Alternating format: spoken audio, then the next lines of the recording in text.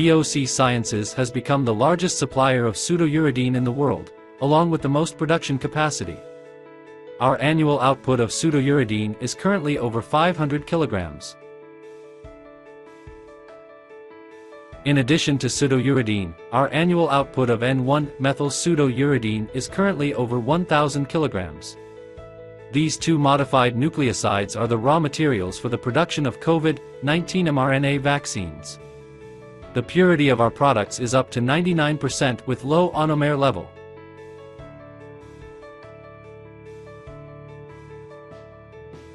N1-methyl pseudouridine can facilitate your mRNA vaccine projects through reducing mRNA activation of innate immunity, enhancing mRNA stability, and improving mRNA translation efficiency. As the largest supplier of pseudouridine in the world, our pseudouridine phosphoramidite and its derivatives have a competitive price. We can easily satisfy any needs for this category. M7-GDP is another one of our key products. It is a building block used in the synthesis of mRNA cap analogs. Additionally, it is the raw material used in the cap analog synthesis to the 5' end of the mRNA vaccines. Our packing options range from quantities at the milligram, kilogram, or hundreds of kilograms scale, not only for RNA therapy research, but also for commercial production. If you need any of these products, please contact us directly. We would offer you professional services for a great quote, quick feedback, and timely delivery. Hello, everyone. We appreciate your attending today for Box Sciences webinar session. Box Sciences, located in Long Island, New York, is a professional chemical provider. As the largest supplier of pseudouridine in the world, our annual output of pseudouridine is currently over 500 kilograms. In addition, we provide professional RNA research support to our customers worldwide. Our services include, but not limited to, DNA-RNA synthesis, mRNA transcription, oligonucleotide modification, and more. Our objective is to assist our customers in getting superior research outcomes. So in today's webinar session, we have invited Dr. Shiyue Fang, Professor of Chemistry from Michigan Technological University. Dr. Fang obtained his PhD in organometallic chemistry and conducted postdoctoral study in nucleic acid chemistry. Currently, projects in his research group include the development of technologies for sensitive DNA and RNA synthesis, new non-chromatographic purification of DNA and peptides, synthesis of monodisperse PEG and derivatives, discovery of new organic transformations, and the use of organic synthesis to address fundamental physical, chemical, and biological questions. Dr. Fang will then showcase experimental examples of sensitive nucleosides and share personal insights regarding the potential applications of sensitive nucleic acid assembled by Dick-Demark method. All right, thank you. That's it for the introduction. Just keep in mind that you can post your questions related to this webinar content during this presentation section using this QA panel.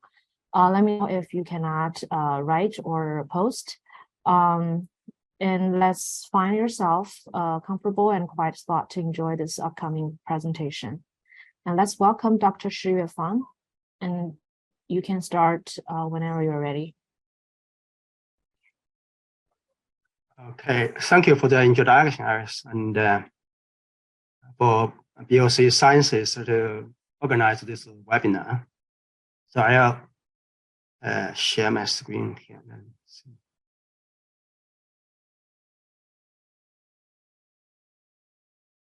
Okay.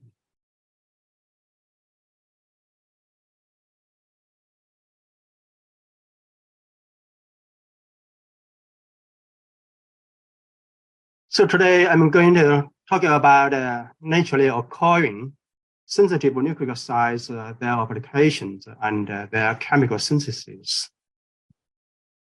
So here's my outline. I'm going to try to make a case here that there's a need for chemical methods for the synthesis of sensitive nucleosides, nucleic acids. For that reason, I will need to tell you what's sensitive nucleic acids and what are their applications. And then after that, I will talk about our progress using the DeMark method for sensitive nucleic acids.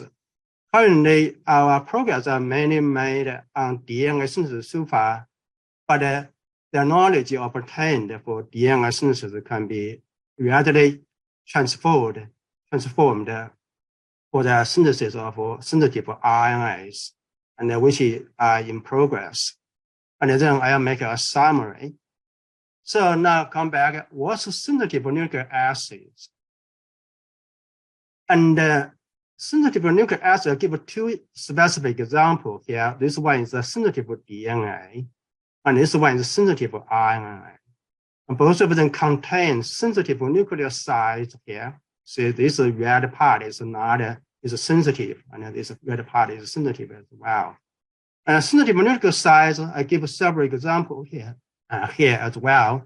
So this one is particularly interesting. It's called AC4C here. It has an acetyl group on the amino group of cytidine, and the other ones also have a sensitive group here. So sensitive nucleic acids is a DNA and RNAs with functional groups that cannot survive no chemical DNA and RNA synthesis conditions, including the deprotection and cleavage conditions.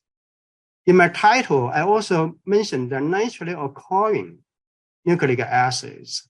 What I mean is that the naturally occurring nucleic acids include canonical, which is standard ATGC nucleosides, as well as epigenetically or epitranscriptomically modified nucleosides.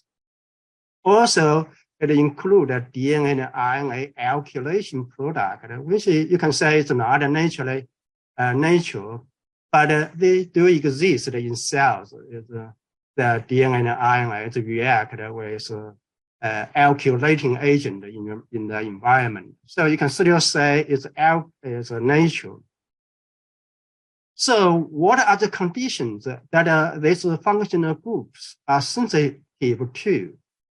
What I mean is the DNA synthesis conditions. And the DNA and the RNA are mostly synthesized using phosphoramidite chemistry. See, this is phosphoramidites here. Using this monomer, so they add the monomer one at a time on the DNA synthesizer. For each addition of this nucleoside to the growing DNA, you need 4 steps, which is called a synthetic cycle. And these 4 steps are detritiation, coupling, capping, and oxidation. In the detritiation reaction, you need to use acid, which is quite a harsh condition and might prevent the incorporation of some sensitive group to the DNA. But it's not a big problem. Most of the sensitive nucleosides we're talking about is okay with this condition. The coupling reaction is one of the most important step in the DNA synthesis or RNA synthesis. And in this step, the hydroxyl group displaces this nitrogen in the phosphoramidite monomers here and form this phosphide triacetyl bond. But this condition actually is very mild. There are very few functional groups that are not compatible with this step, which is good news. And the capping step is relatively harsh. Many things is not going to survive this condition. However, this problem can be easily solved. So we're not going to talk about this one. Oxidation step is mild. So the synthesis is okay. For synthesis of sensitive DNA or RNAs, the major problem comes from this cleavage and deprotection step, which is needed to remove this acyl group on the amino used for the protection of these amino groups, and also need to remove this two cyanoacyl groups. I use the next slide for this one. You see the DNA synthesize something like this one using standard method. The DNA is anchored to the solid support with this acid linker, and the phosphate is protected by the 2-cyanoethyl group, while the amino group is protected by the acyl group. To remove this group and cleave the DNA, the normal conditions use concentrated ammonium hydroxide and at a high temperature, and this is very strongly basic and nucleophilic conditions. And if you use these conditions, the synthesize sensitive DNA or RNA is like these two here. And the ammonia will destroy this ring in this case, and will easily remove this acetyl group here. So this method cannot be used to synthesize sensitive nucleic acids. So again, sensitive nucleic acids are DNA RNAs with groups that cannot survive the existing DNA and RNA synthesis conditions, including the protection and cleavage conditions. So I listed quite a few sensitive nucleosides that people might have interest to include into DNA and RNAs. And using the current method, these are impossible. Most of them are impossible. So you see, for these ones, they all have an acyl group on the amino group here. Yeah, and these ones will be sensitive to ammonia. The ammonia will take away, so you cannot, using no methods to incorporate these ones into the DNA or RNA. And this one is even more problematic. You have a methyl acid here will be destroyed by the ammonia treatment. Also, there's a chiral center here that will racemize under basic conditions. This one also have a racemizable chiral center, the same for this one, and same for this one. And this one, if you treat with ammonia, this entire red ring will be displaced, or the ring can be opened, and you also have a racemizable chiral center here. And this is even more complex. The chiral center here on this one has a epoxide which will be readily opened by ammonia. For these two here, the M3C and M1C, if you do carefully, you can incorporate them into RNAs if you do carefully, but the conditions is a little bit complicated. And while these ones here, all of them, these ones are a DNA alkylation product, and they have electron deficient purine or pyrimidine rings. If you treat also ammonia, the ammonia will attack these rings. So overall, there are more than 150 naturally occurring modified nucleosides, but not all of them are like this one sensitive. Many of them can be incorporated into DNA and RNA using known DNA and RNA synthesis method. These naturally occurring modified nucleosides exist in tRNA, RNA, mRNA, and many other RNAs, as well as DNA. They play very important biological roles, and is regulated by the epigenetic or epitranscriptomic systems. They are related to various human diseases, and the DNA alkylation product here listed here, cancer-causing agent, and many of almost all of these ones cannot be incorporated into DNA using known DNA and RNA synthesis technologies. So, to give a bit more detail about those multiplications, I selected two of them as example to see what's the roles they play in biological systems. This is AC4C here in the DNA and the RNA here. And once you put this acyl group, this hydrogen here becomes a bit more positive. As a result, when this DNA or RNA are in the double helix, double-stranded RNA, their melting point is going to increase. The hydrogen bonding is a little bit stronger. And this type of modification also stabilizes tRNA and increases the lifetime of mRNA in the cells, and also increases the RNA stability toward nuclease. So the nuclease is more difficult to digest these modified RNAs. And People also found that the level of these modifications increases in archaea or yeast mRNA when the temperature and the stress increases. So there's a lot of information about that in the literature. And more importantly, this modification actually increases mRNA translational efficiency, produce more proteins. And people also find that this increased translational efficiency is not because the mRNA lifetime in the cell is longer, which contribute to that. But the major reason is due to the higher affinity of this modified base to the tRNA. The bonding is stronger. So this modification is related to cancer, diabetes, and many other diseases I'm listing here. So I'll give another example to further present the case that a method for incorporating this type of modified nucleosides into DNA RNA is important. So this example is M1A here. And evidently, this M1A, once you put a methyl group here, the canonical hydrogen bonding is disrupted. And people also found this methyl group is installed on this nitrogen post-transcriptionally. And this also found that there are enzymes that can remove this methyl group in the cell. So this methylation is reversible. And it is related, this kind of modification is related to many diseases and other things like embryonic development. So I'll not go into detail with that.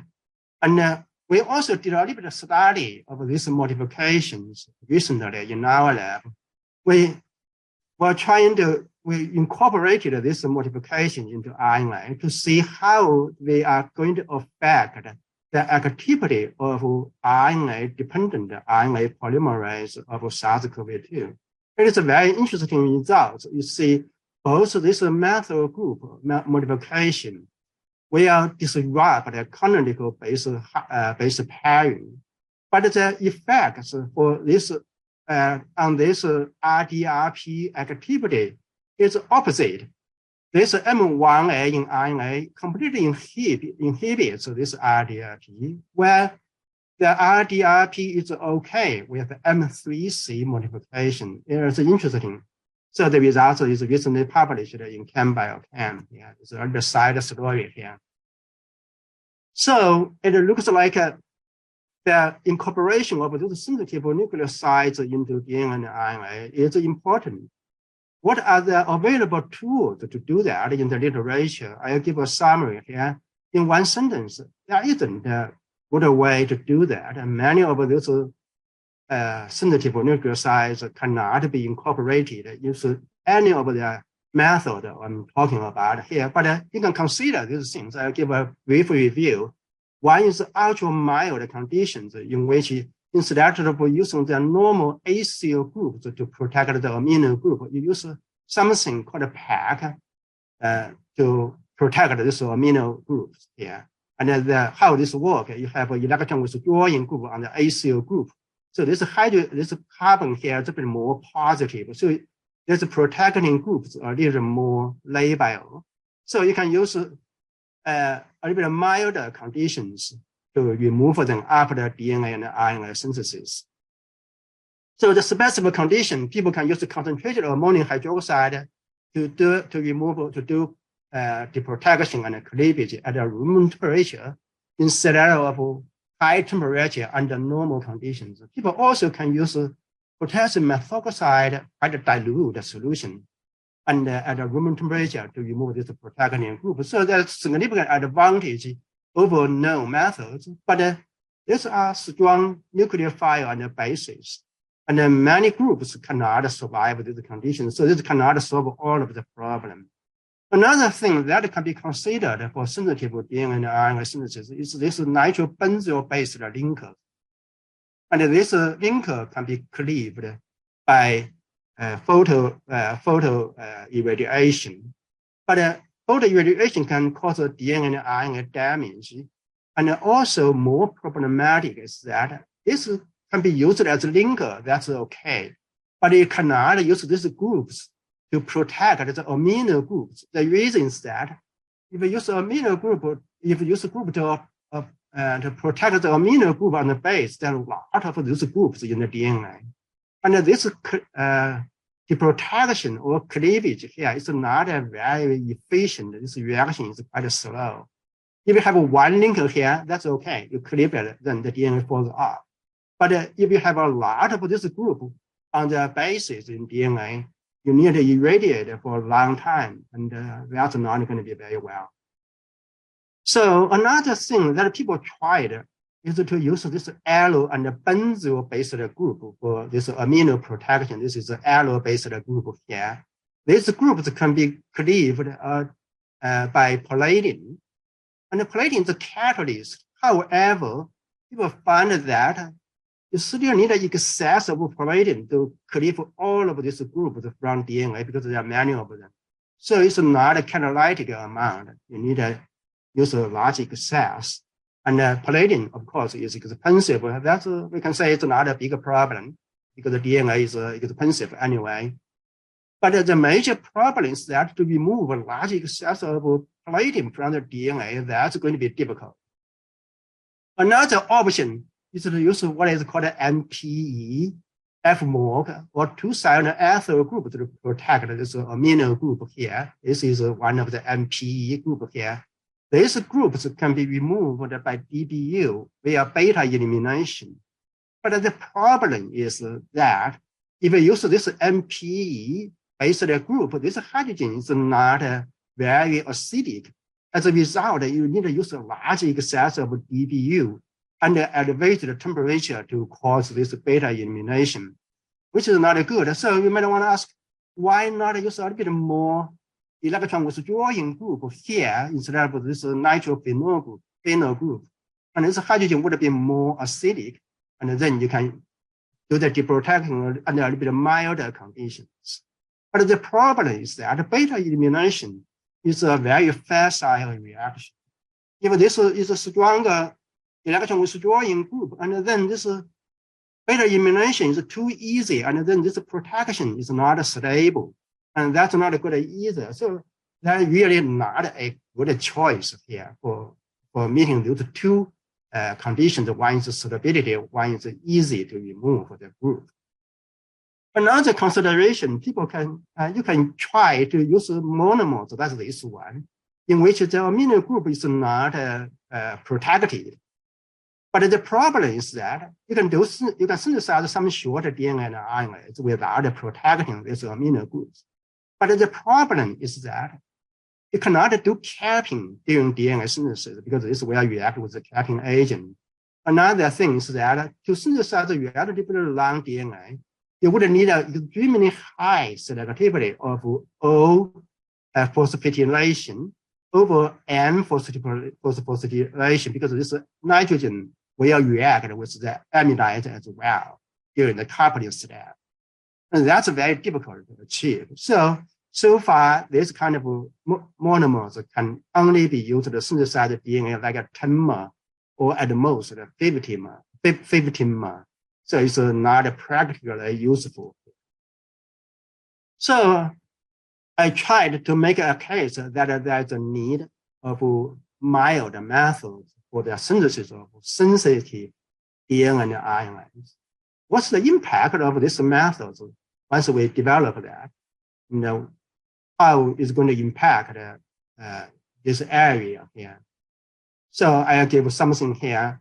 First of all, you can, with this method, then you will be able to incorporate a wider variety of sensitive nucleosides into sensitive DNA, nucleic acids. With the availability of those sensitive nucleic acids, you can do many research. You can, for example, you can study the mechanisms of epigenetic and epitranscriptomic mechanisms. And you can study the interactions of modified nucleic acids with other nucleic acids and proteins. And you can also elucidate disease mechanisms that are related to nucleic acid modification. And you can also use these sensitive nucleic acids to isolate proteins using affinity attraction that these proteins interact with modified nucleic acids. And also you can synthesize these sensitive nucleic acids and use them as authentic samples for machine learning in non-pore sequencing. All of these things are blocked.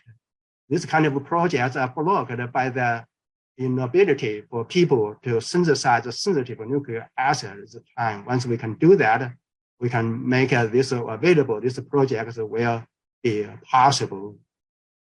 So besides the synthesize naturally occurring sensitive nucleic acids, you can also use the method to synthesize human designed nucleic acids for various applications. At least some of that, but that's a hypothetical. People can think about other things as well. So that's my introduction. And what we have already done in this area. So about 10 years ago, we have the idea to use this, what we call DMARC group, to protect this amino group, the nucleosides, phosphoramidides. And instead of this normal acyl group here, you see this normal acyl group, while these ones are DMARC groups. And we can use this DMARC linker to link their DNA to the solid support. With these materials, we plan to use them to assemble DNA and automated synthesizer on solid support. The DNA wouldn't like this way. You see, it's anchored the solid support with a DMARC linker, and the phosphate is protected with a 2-cyanoethyl group here, and while the amino groups are protected with this DMARC group. And then for the protection, the first cell, we can use this DBU to remove this 2-cyanoethyl group, which is rather very easy reaction in the literature. It is known, easily flush that away. We'll give specific about the conditions later on. And then we are going to remove this block DMARC groups and cleave this DMARC linker. The way to do that, we planned, is to oxidize the sulfides in these groups to sulfoxide. We thought that before oxidation of this sulfides, this hydrogen is not very acidic here. Not very acidic. The pKa we estimated is about 31, which is good because there's protecting groups here and the linker here would be quite stable, which is required for DNA synthesis. But after oxidation, because this electron withdrawing, and then this hydrogen would become quite acidic, the pKa is about 12.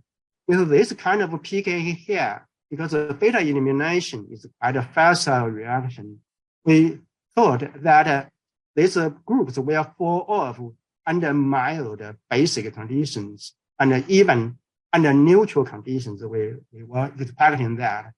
With this kind of protecting strategy or the protection conditions, we believe any sensitive group like this acetyl group here, which is in AC4C, we talked about earlier, would survive all of these conditions and carry on to the DNA product. So that was the plan. And then Cici was the student who first worked on this project, and we synthesized this 3-phosphoramidite using the schemes here. And this synthesis, quite a few steps here, but the good news is that they are parallel synthesis. They are not a completely linear synthesis, which is good to make a synthesis much easier. And another thing is that all of the synthesis, we don't need any expensive reagents. And there are simple reactions. The only exception is this step here, this step to install the DMARC group on the DG nucleoside. We use this Grignard and use this HMPA to activate this Grignard to do this reaction. The reaction is okay, but the problem is that this HMPA is a liquid and use a lot of them. and they are not easy to be removed. Also, HMPA is toxic. But this problem later on we solved using this method here later on, several years later. We were able to protect this lectin with a similar group, and then we can use LDA instead of this Grignard as a base to do this reaction. And with LDA, we don't need this HMPA, and the product is easy to purify, and the yield is quite good. For the synthesis of the linker, we need quite a few steps. I think it's about 6 or 7 steps. It's linear. But the good thing is that we don't need any expensive reagents here, and the reactions are simple. So it's not a big problem to synthesize this type of linker molecule. So with those materials, 3 phosphoramides and 1 linker will assemble the DNA on the synthesizer. And again, demarc linker here, 2 cyanoacyl protected phosphate and demarc protected amino group. The specific condition for the deprotection is that we use 10% DBU in acetylnitrile to take these 2 cyanoacyl groups away. And this is quite easy to do. That conditions are quite mild. Room temperature, 15 minutes, you can get that done. And it's quite convenient to do. You can do it on synthesizer, but we normally do it in the Eppendorf tube. And the DNA is on the solid support. You see it on the solid support here. And you add this one into it and shake it for 15 minutes, and then let the thing settle down. It's solid settle down. And then use a pipette to suck the supernatant away. It's so simple. And then you can wash this solid several times with whatever you want. And then the deprotection here, the specific conditions to oxidize this sulfide, the sulfoxide, we use sodium periodate here. And at that time, we were a little bit concerned that the DNA will fall off from the solid support prematurely. We don't want to do that.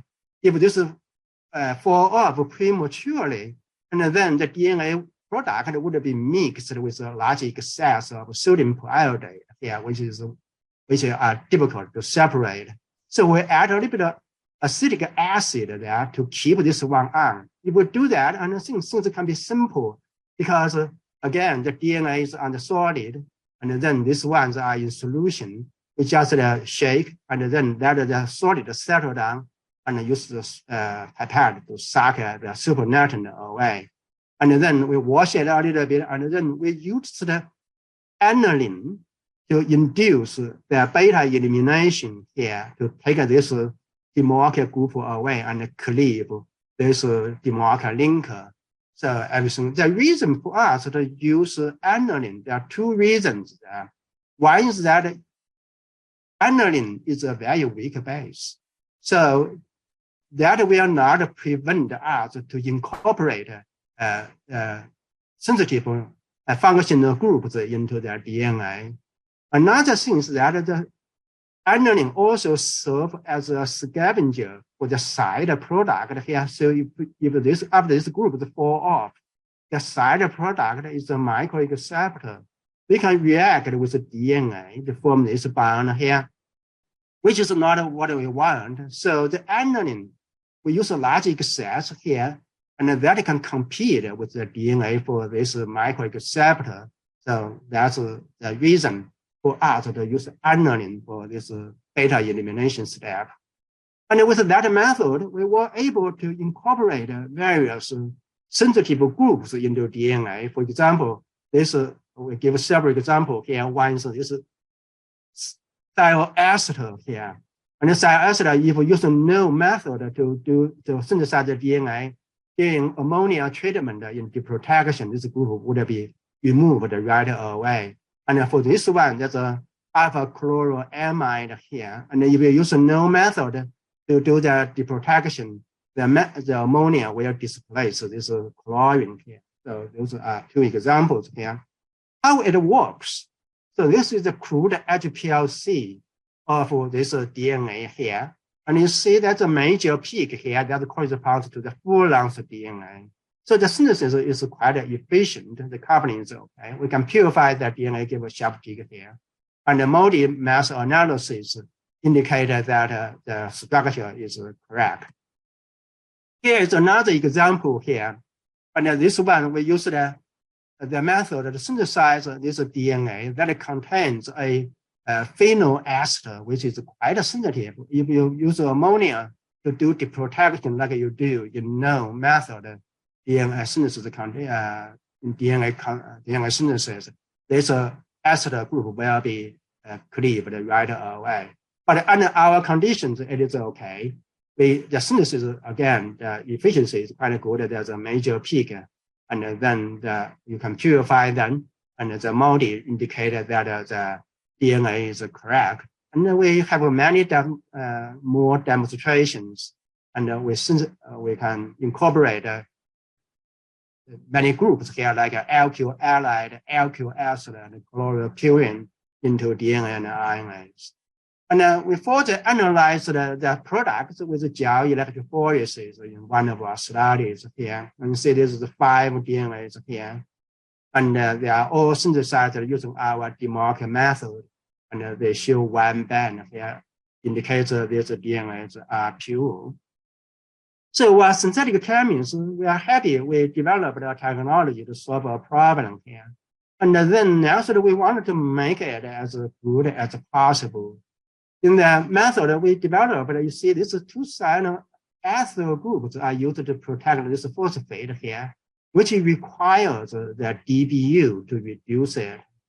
And the DBU is a base, although the conditions are relatively mild, might prevent people to incorporate certain sensitive groups into DNA or RNAs. So we want to get rid of that.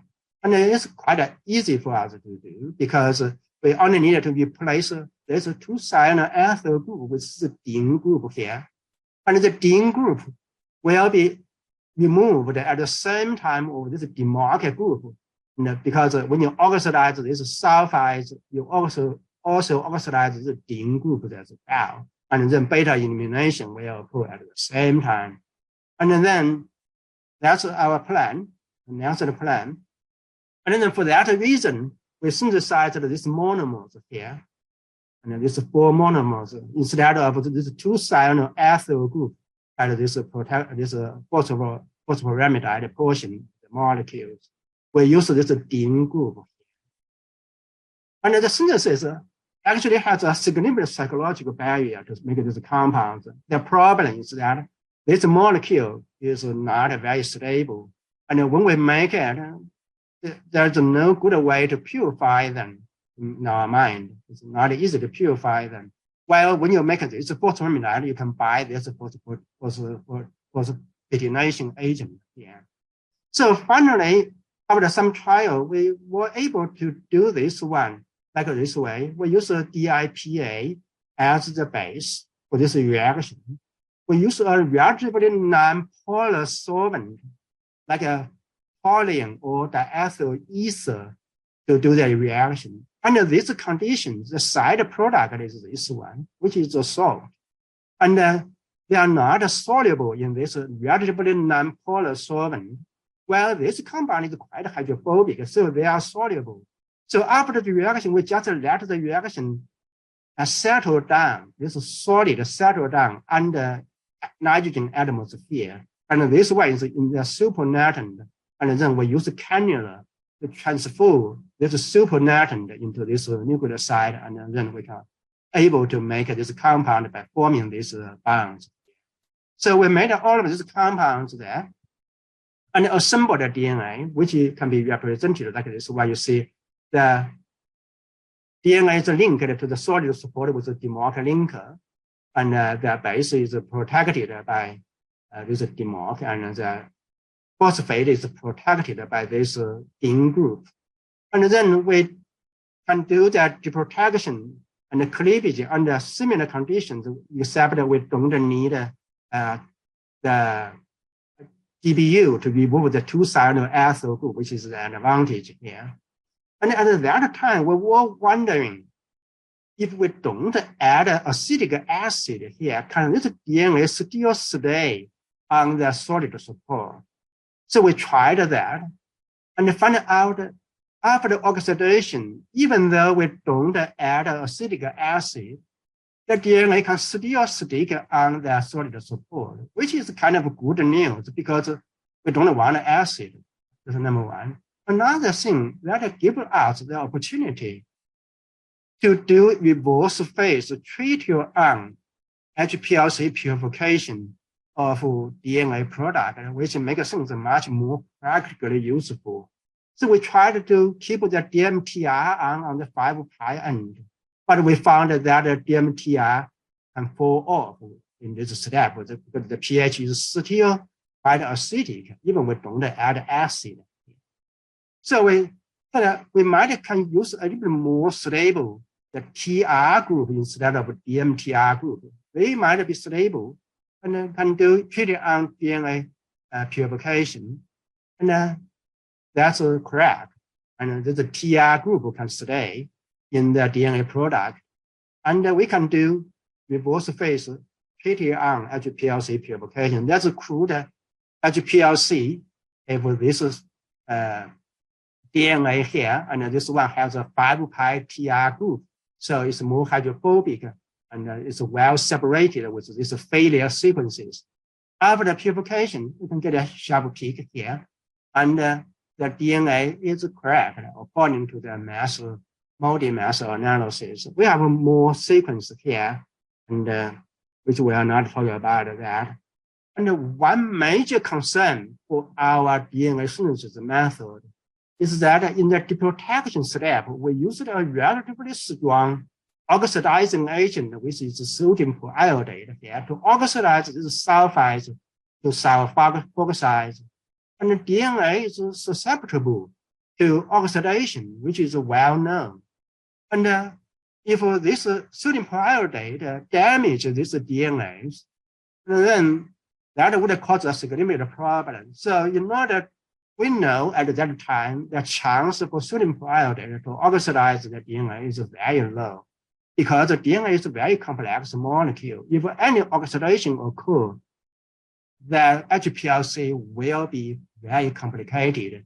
But our HPLC is good. So that means it is highly unlikely this sodium iodide oxidize the DNA. But we still need further evidence to prove that the oxidation of DNA is not occurring. For that reason, we synthesize the control DNAs, which is synthesized under standard conditions. We also synthesize all of these, modify all these DNAs under our conditions, which involves sodium iodide oxidation in the deprotection step. And then we digest these DNAs using the nucleoside digester mix, which cleaves all the DNA internucleotide bonds, and also did a phosphorylation, dephosphorylation to convert the nucleotide into individual nucleosides. You see, this gives 4 nucleosides here. And then these ones, our DNA also gives these 4 nucleosides, and there's no difference between the DNA synthesized using our method and the DNA synthesized under known conditions. So that further prove that the sodium iodide oxidation is not causing problem for us. So that's quite successful at that time. And then one thing we are a little bit not satisfied for the technology is that we need to use aniline to do the beta elimination in the deprotection step. This aniline we talked about, it's not a big problem here, but there's something that we are not happy with. We need to use logic cells, and it's not easy to be removed from the DNA. That's number one. Number two, they are not likely to react with any sensitive groups people want to incorporate in the DNA. But if this one is usually in logic cells, it might. So we want to get rid of it. the way we're going to get rid of it is trying to put a alkyl group on this position in the dimer. So here is a methyl group. We call it the methyl dimer. Yeah. And also put a methyl group on the methyl dim. And if you do that, and then the protection side product would be like this way compared to this way. And there's two hydrogens here, while this one, you have a methyl group here. And this micro addition side reaction, which we don't want, is highly reversible. So if you have a little bit more slag hindrance here, this reaction might favor this side. Then we don't need to use aniline during the protection. So we made these compounds, and the DNA would be like this way: the dimer here linker, and the methyl dimer protected amino groups, and the methyl dim protected phosphate. And then we oxidize under previously established conditions to get this oxidized dimer and dim, and as well as the linker. And then we can use the completely non-nucleophilic, very dilute solution of potassium carbonate to do the beta elimination. So that's quite good. And this is the result. Here you see that this is a full-length DNA of these two, and they contain the tritiol group. So their mutation time is longer than the failure sequences, which is good for purification of this DNA.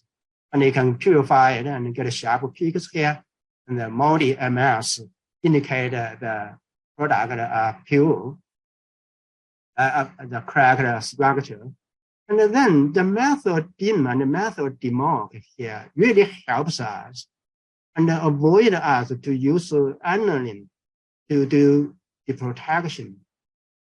However, this molecule might have a significant psychological barrier for people working in the area, because of making this molecule that is needed to install this portion of the this compound, the phosphoramidite here, is people might feel difficult.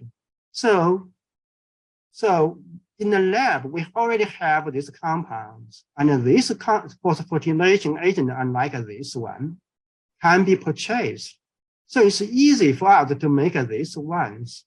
If we make these ones, and people might, the community might feel this is easier, it's easy to do, and more people, more researchers might be willing to use our method. For that reason, I asked Cuomo, just make this compound because there's no risk to do this one. Everything is predictable. So she quickly made this compound and assembled this DNA here. And now this one is a two-side ethyl group. But still, of course, you need a DBU to remove this one and add one more step in the deprotection and cleavage step, which is not too bad if people can feel more comfortable to make this phosphoramidides instead of these ones here. So we did that. At that time, in last year, we saw a paper in genome biology that people say that the authors claim that they found this AC4C modification in DNA. Before their publication, people believe that this AC4C modification only exists in RNA, they are not exist in DNA. So this is the important discovery of this modification, because the people don't believe it's in DNA. And one note here, when this modification is in DNA, there's no hydroxyl group here, and they call it 4ACC. When it's DNA, they call AC4C. And so we use the multiple methods to detect this one, so the results should be true, because there are multiple methods to detect that. And they found that this modification not only exists in other parts of the genome, also exists in the protein coding genes. And in the genes, they mainly located around the transcription start site. So this that indicates this has important functions. And this level of multiplication is also positively correlates with the gene expression level. And later on, the same author in the same paper, they also declared this modification in genomic DNA of rice, maize, mouse, and humans. So it's not limited to aerobic doses. So for that reason, we synthesize a DNA contains this 4-ACC here. And we also synthesize a control DNA in which the sequences are the same as this one, but we don't have this acetyl group on the C. So we tried to resolve these two DNAs using various methods like capillary gel electrophoresis, HPLC, and gel electrophoresis. We cannot resolve them, unfortunately. But that's okay, because we can use math to prove that this acetyl group on the 4-ACC is still on the DNA after deprotection and cleavage under our conditions. And this mass here is here, and it matches this molecular weight here. And this mass matches this molecular weight. And then on the multi plate, we mix these two DNAs and mix them together and did a multi. We found two peaks here, and one of them corresponds this one, and one of them corresponds the other one, and the gap of these two peaks is consistent with the mass of this acetyl group. Because you see, this one has a peak here, and while this one is DNA with 4-ACC, there's no peak on this side here. So that means this 4-ACC nucleoside is completely stable under our DNA synthesis conditions. And it's evident that if you use a normal DNA synthesis conditions, this group will be removed right away. So that's our results on the DNA synthesis. And we haven't got well, in the progress to do RNA synthesis there, I put a lot of structures here, but actually you don't need to make all of them. If one want to use this method to synthesize the sensitive RNA, you only need one set. I have put 4 sets here. Only one set of DNA. For example, if you use this set, this compound is already commercially available. You only need to make these 3 compounds here. And in these 3 compounds, and the amino group is protected by this methyl demarc, which is new to no. It's a new over the no RNA synthesis monomer. Well, these 2 hydroxyl protecting groups are the same, so no. And this phosphide protection are known as well, the same as known phosphorylase. So really, we can use the knowledge obtained in our DNA synthesis just to readily apply to RNA synthesis. And of course, we still need this linker here. It's a little bit too much work, it looks like, but the good news is that you see this linker molecule, these parts, for each of these molecules are the same. So only the base is different. So it's not that too bad to synthesize these ones. So we later out, we haven't finished this part yet, but we are working on that. And all of these plans, the synthetic routes for synthesize all of these molecules are laid out in this pattern. So that's all I'm talking about. And here is a summary. I tried to make a case that there is a need to develop technologies for sensitive DNA and RNA synthesis. The reason is that there are many naturally occurring sensitive DNA and RNA, which cannot be synthesized now. And they play important roles in biology, and is related to many human diseases. Because of the lack of a method to access this sensitive DNA RNA, so many biomedical research projects and other projects cannot proceed due to the lack of this sensitive DNA and RNAs. I also talked about using the demarker method, we can synthesize DNA that contains various sensitive groups. And we are using the knowledge obtained in DNA synthesis for sensitive RNA synthesis, which is in progress. So here is acknowledgement. And these are the people working in our lab in the past years.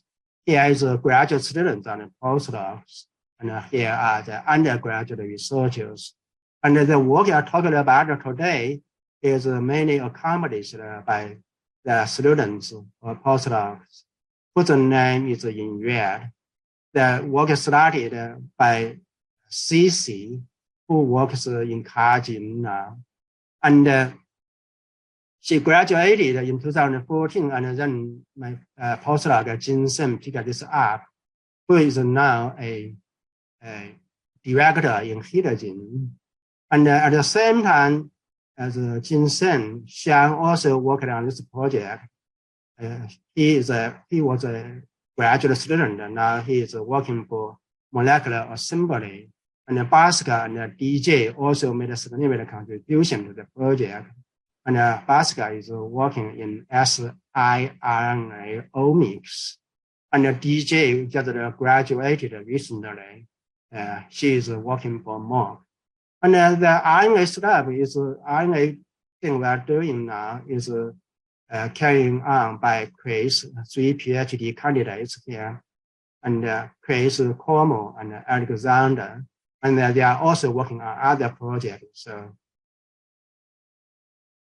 the project is supported by National Institute of Health, and the project also benefit from the NSF grants, which are awarded to us for other projects. They also the project also is benefited from all other funding sources. So that's all, and thank you for your attention to my talk.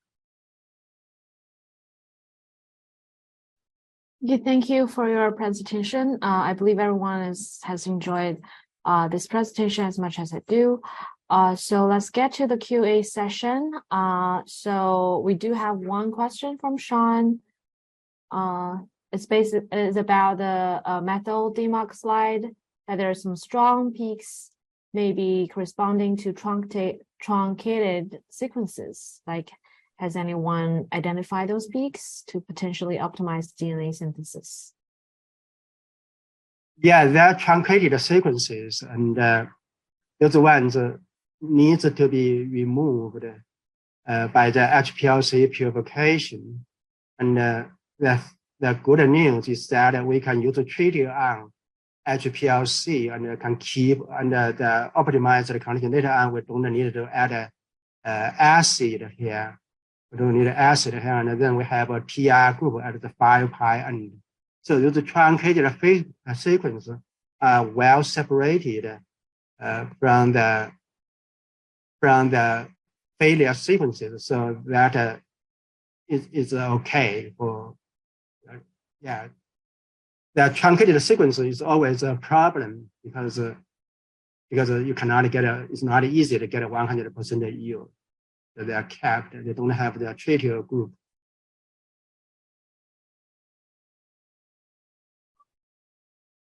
Okay, is there any other questions from the audience? You can also raise your hand to ask live as well. Okay. If not, I have a question. So, Dr. Fang, have you tried like other species of DNA or RNA, like with functions like siRNA or double-stranded RNA or miRNA, just to test their function, or just to see, just to make those kind of functional oligos? Yeah, not yet. And I have quite some idea here, which you haven't put into practice yet, is just in mind. And we were trying to make this DNA and RNA synthesis method as good as possible, and then try to make something that's more practically useful in biology, in the context of biology. Yeah, that's what we plan to do, but have not done that yet. That's very important. Actually, Yeah. I was thinking it's a strategic thing in the lab. Put which one on the priority. And we were whether we did it right or not. Actually, don't know, because there are two pathways. One is to make the technology as good as possible before we jump to make something that has some practical applications. Another way is just to make the technology work, but not perfect, and then make something useful, and then to show people that this works. This has a practical applications.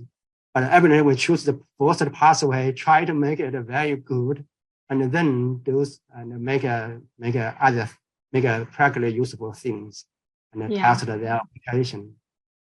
Okay, yeah, we will look forward to one day that you can make this practical, and we can use this technology for further advancements. So yeah, I think that's all the questions we have for today, and we really appreciate everyone's attendance, and especially thank you, Dr. Fang, for your presentation.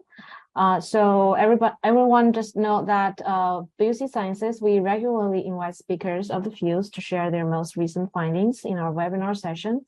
So please keep an eye on our official website announcement. And also this recording of today's webinar will be uploaded to our official website within 48 hours. So you can come back and check it out if you're still interested. So yeah, that's it for today. And thank you one more time for all your attendance. Stay safe and stay healthy. And we look forward to seeing you all soon. Bye-bye. Thank you. Thank you, Dr. Fang. Yeah, bye-bye. Bye.